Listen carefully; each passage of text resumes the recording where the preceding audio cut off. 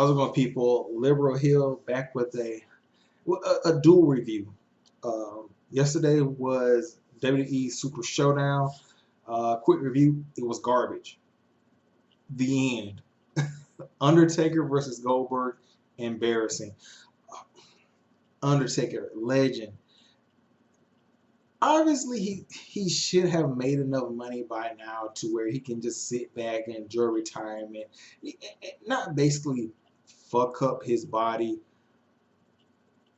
but I guess I'm wrong. Michelle McCool, I'm not even going to say it because that's wrong. And then you have Goldberg. The guy has investments in racing teams, and he works out in the best shape of his life for like a 50, 60-year-old man. And the match was just, they almost killed each other. That's how bad it was. The spear was shitty. The tombstone was shitty. Uh, the jackhammer almost broke Undertaker's neck. Uh, I don't even want to see these guys in the ring anymore. Like,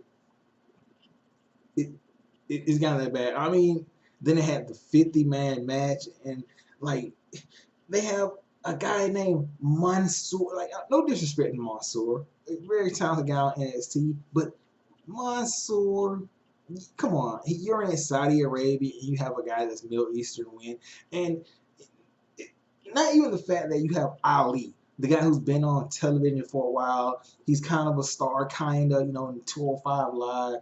He beat Brian, and you pick Mansoor, a guy who's done jack shit besides lose one, win one in NXT.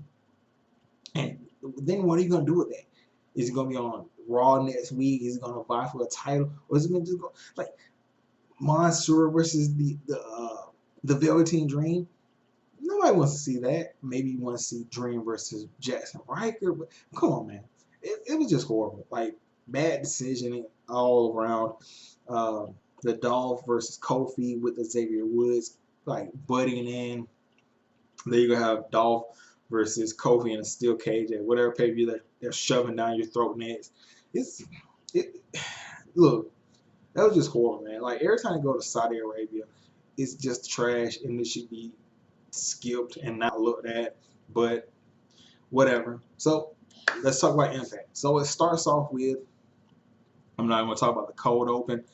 It starts off with Ace Austin defeating Cousin Jake by way of not disqualification, but a distraction from the Desi Hit Squad, who beat up Cody Deaner. This was a great match. Like, Cousin Jake, that guy's a star. That guy is somebody that they could either put in the S division, the heavyweight division, and they could have something. The guy, he gives me that Braun Strowman vibe, but not like that overpowering, overbearing stuff where, like, oh, he's a monster. It's more like he's a strong guy with some personality. That's something to build there. Cody Deaner, he's just there. Ace Austin takes advantage of the distraction, hits the fold and a low blow on Cousin Jake. Loving Ace Austin, especially like his heel stuff, the card in between the fingers, the joint manipulation, and just an overall character and everything like that. But yeah, good match, great match. And I guess they're setting up for the Deaners versus the Desi Hit Squad, who, look, at this point, the Desi Hit Squad just do a glorified job. Like, they're horrible. Although I do like Rod, man. It's something about Rod, man. I think they have something they just don't want us to see it. Then you had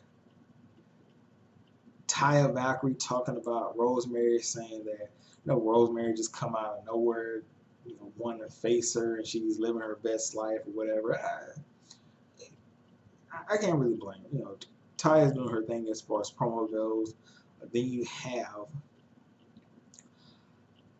Taya, Rosemary defeating Taya via disqualification because we saw the return of Jessica Havoc.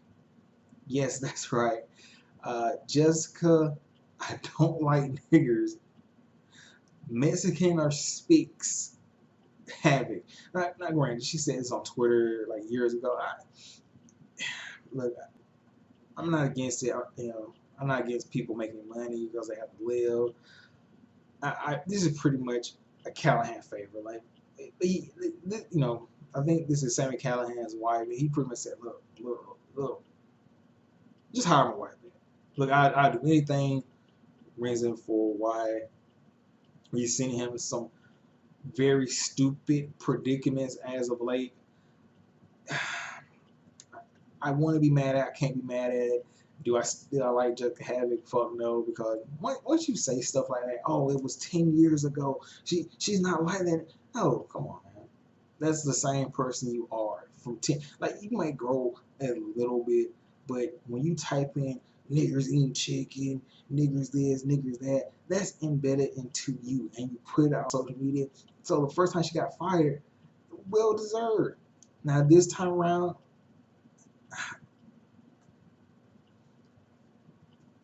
I mean, obviously you won't be tweeting anything like that. And she's a great wrestler. She's a good, you know. So I'm not mad at Jessica Havoc being back in Impact. She comes out with James Mitchell, by the way, which is a scary combination. James Mitchell managing Jessica Havoc and Su Yung. That's very interesting, and I can't wait to see where they take that. By the way, Jessica Havoc beats up both Rosemary and Taya. Three-way, four-way. Where are we going with this? Okay. So, oh, you had the flashback. Nobody cares about the flashback of the week. You have Sandman getting off the phone with his child support lawyer. Anyway, Sandman, he's looking great for a guy who drunk a shitload of beers, has a dad body. And look, Sandman wasn't like, oh, technical wrestling submission specialist. He was the guy who came in drinking beers and hitting people with the kendo stick. So he looks great as far as that goes. And another thing, he went from smoking cigarettes in ECW, the evolution, smoking cigarettes in ECW, to vaping in 2019. You got to grow up the times, people. You got to grow up the times. He gives Kenny, not Kenny, but he gives Eddie Edwards Kenny 2.0, basically Francesco 2.0. Not mad at it. I can't. I mean, it's silly. The whole Kenny thing is silly. The Francesco thing is silly. Let's get into something that's not silly. You have a promo where showing Brian Cage working out, and then you have Michael Elgin, bro. He's been cutting some of the best promos ever since like ROH. Ever since like he put the title on him and he lost it, and he had that feud with Jay Briscoe. This man has been cutting some really damn good promos. He's like, that's cute, man. You got a camera crew following you around, but guess what? You got to come back here. I'm putting you in the hospital. I'm putting people in the hospital. I'm putting Willie Mack in the hospital. Blah blah. It's like Elgin's that dude, man. Like, he might not win the world title, but he's a star, man. He is a fucking star. Then you had Madman Fulton beating up two jobbers. What more can I say? I mean, he beat up two jobbers. I mean, he beat them up and had double choke slam. I mean, he beat up two jobbers. I mean, whatever. Then you had OVE defeating Scarlett and Falaba. Falaba tried to go for like a double Yoko slam with Scarlett on his back, and they missed. And Jake handed Dave a roll of quarters and basically hit Falaba with the $10 punch. Classic not even ECW, just classic stuff, classic heel wrestling stuff. And then his reaction at the end. You see what that fan threw at me? They threw $10 worth of quarters at me. A roll of quarters. Then they try to beat up Scarlett. Out comes Tessa. She beats up both of them, which is, I guess, empowering for her, sad for them. Anyway, I see where they're going. It's going to be Tessa versus Sammy at Slammiversary.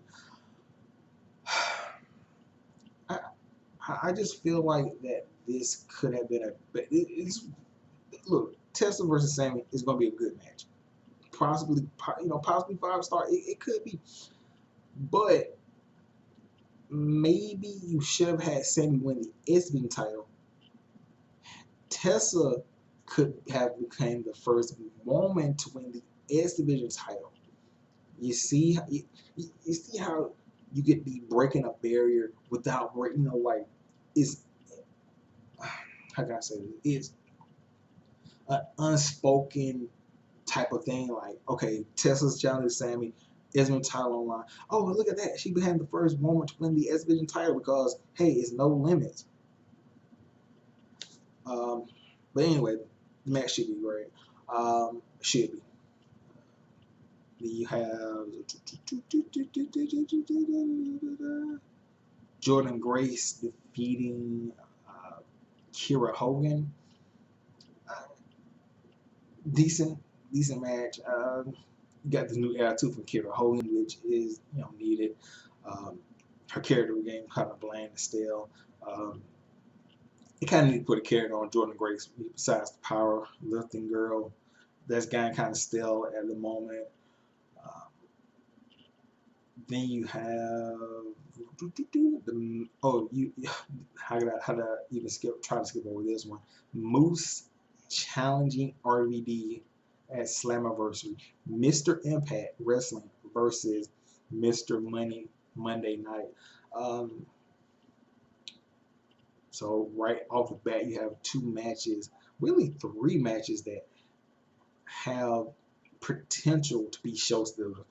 Elgin versus Cage, uh, Moose versus RVD, Tessa versus Sammy, uh, Rascal versus LAX. I think that's probably one of the tag team things. Uh, then you got maybe the 4-way with the women. That line up a lot of good matches here. Speaking of LAX versus the Rascals, that was the main event. LAX wins via disqualification because match was going great. Trey Miguel, who had been drinking Ortiz's Puerto Rican moonshine, he jumps in and hits Meteora on, I think, Santana and pins him. Problem is he wasn't a part of the match. So before all that happened, uh, Ortiz drunk some of his Puerto Rican moonshine and got punched in the gut and spewed it in the referee's face. The match continued to happen, and eventually Trey got involved drunkenly, hit the Meteor, pins, and the new referee comes out, and there were the tag team titles.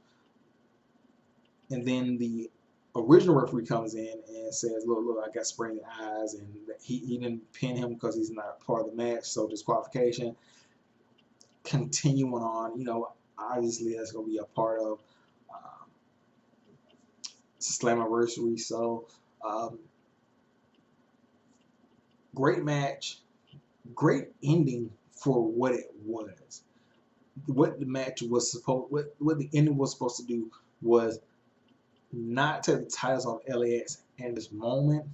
It was supposed to continue their dominance. So when the Rascals finally do take the titles off them legitimately, it makes them look like a bigger deal than what it was, because if they had won it like that with Trey Miguel, it would have been, in quotations and kind of heelish. And now with that, you can kind of play all like, hey, he was drunk drinking the moonshine, now they got to get together and blah, that's why they throw Trey into like a exhibition type of thing. It just works out better that way. So overall, pretty good Impact show. Like I said, Impact, they put on good shows. It's just not. It doesn't get the heart rate. It's like, damn, this is some good wrestling. But do I need to tell anybody? I just keep going out of my hat, man. It was a good show. Okay, good show. But like I said, they need I don't know if it's the camera angles or like, I can't say it's the commentary. Don Callis is a fucking amazing on commentary. John Matthews, he does his job well enough. So that's not it. I don't know, man. Maybe you guys can tell me in the comment section what you think Impact could do to just like raise that excitement every week to where it could have people talking again. Do they need to bring somebody in? Do they need to change the stuff technically? Change the ring style? What could they do? Okay. Well, I'm gonna get out of here. I'll catch you guys later. Peace out.